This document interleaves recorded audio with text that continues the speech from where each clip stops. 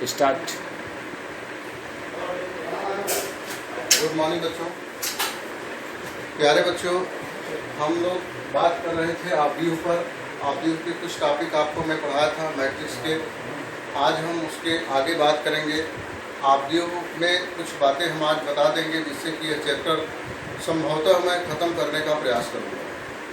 तो बच्चों थोड़ा सा ध्यान देने वाली बात यह है कि जो भी टीचर वीडियो बना रहे हैं, जो ट्यूशन बताया जा रहा है, चाहे छोटे क्लास में हो या बड़े क्लास में हो, ये आपको A to Z सॉल्व नहीं किया जा रहा है, कंसेप्ट क्लियर किया जा रहा है कि वास्तव में क्या बातें हम आपके सामने रिप्रेजेंट कर दें कि आप काफ़ी से काफ़ी क्वेश्चन जो है अपने से लगा लें। तो चलिए देखते हैं, हम लोग जो है आते हैं 3.3 पर। अगर मैं थोड़ा बहुत इसके बारे में बताया भी हूँ तो आप घबराइए मत, दोबारा पढ़ लीजिए। वैसे मुझे याद है कि नहीं बताया हूँ। हम आज आपको बताने जा रहे हैं परिवर्त आव्यूह।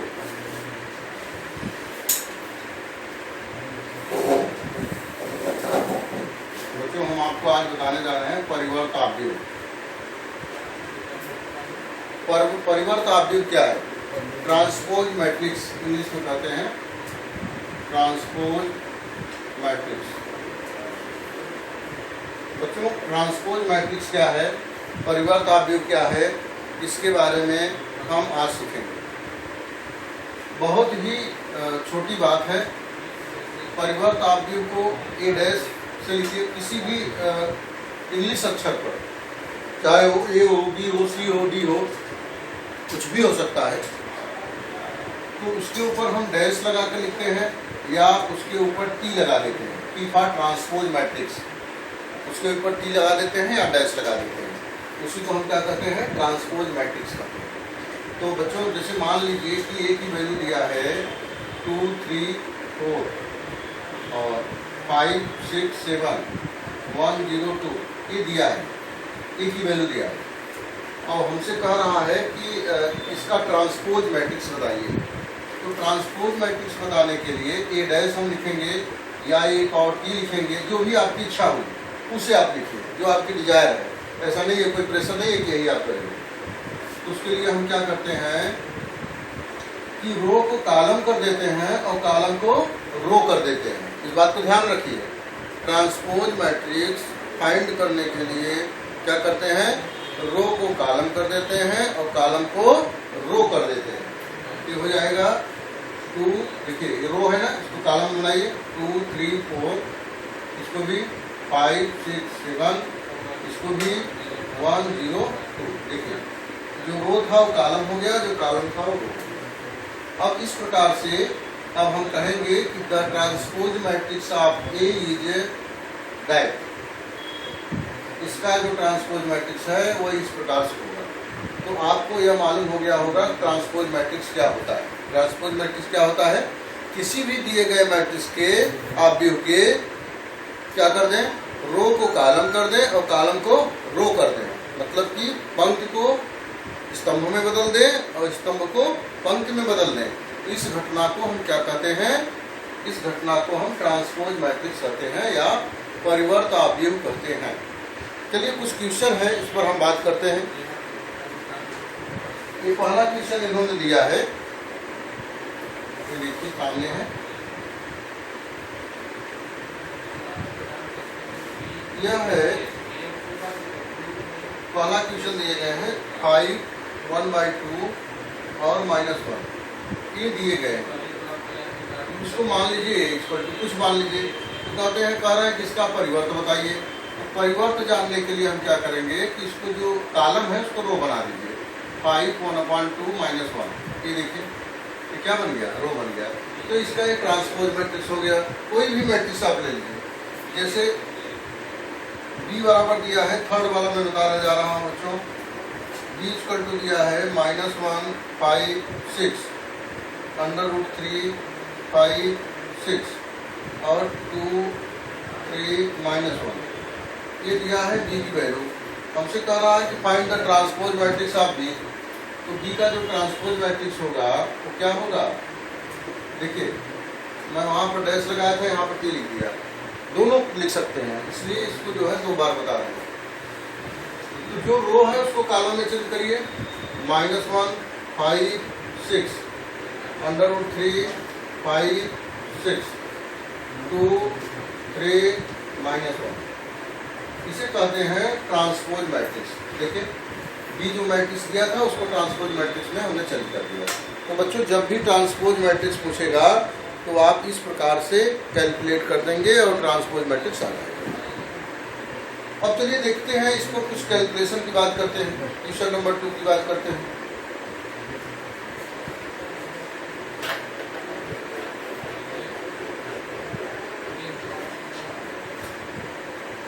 क्वेश्चन नंबर 2 की बात करते हैं। यह है गिवन, जो दिया पॉइंट है उसको नोट करते हैं। दिया है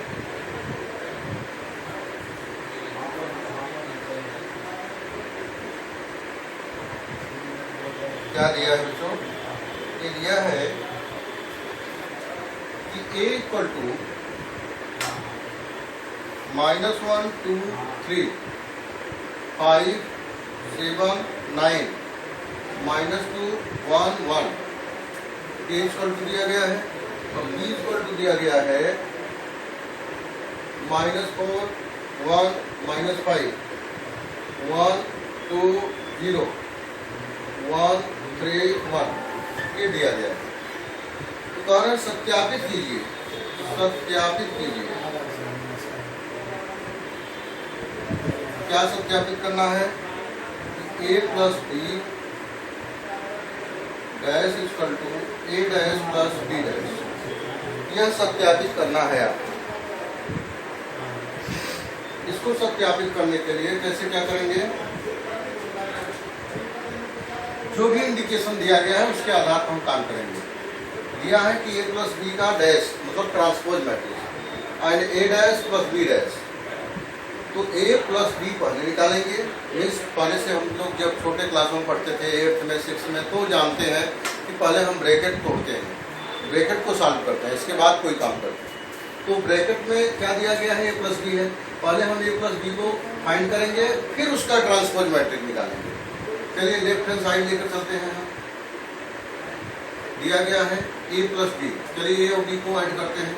तो a प्लस बी को फाइंड करते हैं बच्चों, फाइंड करिए। -1 plus -4 -5 2 plus 1 3 3 plus -5 -2 5 plus 1 6 7 plus 2 9 9 plus 0 9 -2 1 -1 1 plus 3 4 1 plus 1 2. This is the value of a plus b. अब ट्रांसपोज मैट्रिक्स निकालते हैं। ट्रांसपोज मैट्रिक्स निकालने के लिए क्या करते हैं कि रो को कॉलम, कॉलम को रो कर देते हैं। चलिए लिखिए -5 3 -2। अब इस लाइन में आइए 6 9 9, इसमें आइए -1 4 2। ये देखिए क्या आ गया? a प्लस बी का ट्रांसपोज मैट्रिक्स आ गया। अब हमारा जो राइट हैंड साइड दिया है वो हमसे कह रहा है कि a dash plus b dash, means a का भी ट्रांसपोज मैट्रिक्स निकालिए और b का भी निकालिए, तब जोड़िए, तब देखिए क्या आता है। क्या left hand side right hand side equal आएगा? इस बात को आपको बताना है। चलिए राइट हैंड साइड की बात करते हैं, जैसा कर रहा है वैसा करते हैं। तो पहले हम ट्रांसपोज मैट्रिक्स ये लिखते हैं। a की वैल्यू क्या हो जाएगी? -1 2 3 5 7 9 -2 1 1 और प्लस, चलिए b की वैल्यू लिखते हैं -4 1 -5 1 2 0 1 3 1। ये देखिए दोनों का मैंने ट्रांसपोज मैट्रिक्स लिखा। अब दोनों को ऐड करते हैं बच्चों। चलिए ऐड करते हैं -4 -1 -5 4 and 5 and 1 6 5 and 1 6 2 and 1 -1 2 and 3 2 and 1 3 7 plus 2 9 1 plus 3 4 3 plus -5 -2 0 plus 9 9 1 plus 1 2। देखिए सेम टू सेम हम मैच करते हैं। देखिए जो वैल्यू ए प्लस बी के होल डैश में आया है वही value a dash plus b dash में आया है। तो यहाँ लिख सकते हैं कि हेंस ए प्लस बी का dash equal to a dash plus b dash. यहाँ लिख सकते हैं वेरीफाइड मतलब हो गया सत्यापित हो गया। यही बात हमको सत्यापित करना था। तो बच्चों बिल्कुल घबराना नहीं है, जैसा भी ट्यूशन कह रहा हो वैसा ही हमको काम करना है, उससे जो है हट कर काम नहीं करना है, बाद में रिजल्ट आपके सामने आ जाएगा। तो अब आप इसको कर लेंगे।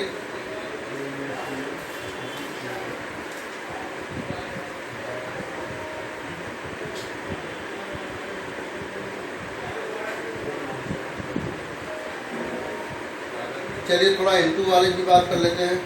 क्वेश्चन नंबर 5 में इंटू दिया है, प्लस माइनस तो आप कर लेंगे, प्लस सिखा दिया तो माइनस आप कर लेंगे। इंटू देखते हैं।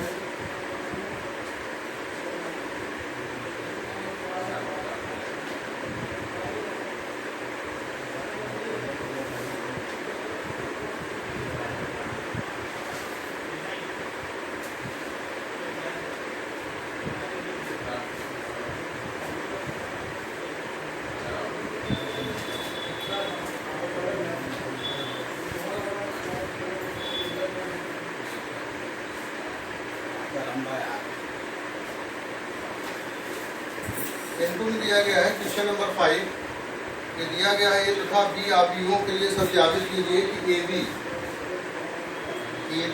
डैश मतलब transpose matrix B dash a dash, यह सत्यापित कीजिए ए तथा बी आव्यूहों के लिए। ए और बी जो आव्यूह दिया गया है ए उसपर को दिया है 1 -4 3 और जो बी दिया गया है वो है -1 2 1, ये दिया गया है। तो आपको यह सत्यापित करना है कि a b dash equal to b dash a dash होता है, इस बात को बताइए। तो चलते हैं, पहले ए बी निकालते हैं। ए बी मतलब ए का बी में मल्टीप्लाई करते हैं। चलिए मल्टीप्लाई करिए। पूरे कॉलम का रो में मल्टीप्लाई करिए, पूरे कॉलम का रो में मल्टीप्लाई करिए।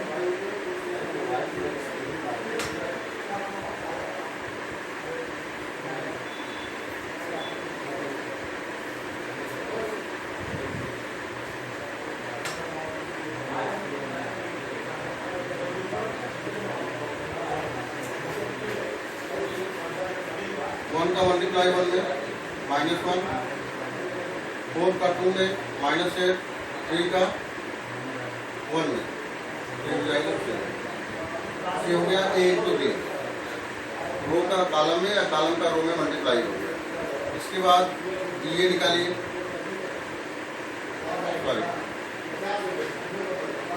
ए बी डैश निकालिए। तो रो का कॉलम, कॉलम का रो, ए बी डैश आ गया। अब बी डैश निकालिए, B dash a dash B dash निकालिए, क्योंकि ए डैश इक्वल टू क्या हो जाएगा, ए डैश इक्वल टू हो जाएगा 1 -4 3 और बी डैश में जो वैल्यू हो जाएगी -1 2 1, ये बी डैश। अब मल्टीप्लाई करिए, बी डैश ए डैश का मल्टीप्लाई करिए, मतलब इसका मल्टीप्लाई इसमें करना है। 1 का 1 में करिए -1, फिर 2 का 4 में करिए तो -8 और 3 का 1 में करिए तो 3। ध्यान देने वाली बात है, देखिए -1 8 3 -1 8 3, जो value a b dash a b में आया, ए बी डैश सॉरी ये ऐसे हो जाएगा -8, इसका मल्टीप्लाई इसमें हो रहा है ना, इसलिए -8 -1 -8 और 3। इस प्रकार से ये वैल्यू प्राप्त हो गई। क्या वैल्यू प्राप्त हो गई, बी डैश ए डैश की वैल्यू कितना आई है, ए बी होल डैश की भी इतनी वैल्यू आई है, मतलब कि यह इसके बराबर है। यही दिखाना था हमको, which is implies a b dash equal to b B-A- इसे लिख देंगे वेरीफाइड हो गया। तो ट्रांसपोज मैट्रिक्स आपने सीखा, ट्रांसपोज मैट्रिक्स कैसे निकाला जाता है बच्चों। और मैं देख लेता हूँ आपके जो कॉम्प्लिकेटेड क्वेश्चन हो, जो आपको प्रॉब्लम क्रिएट कर सकते हैं।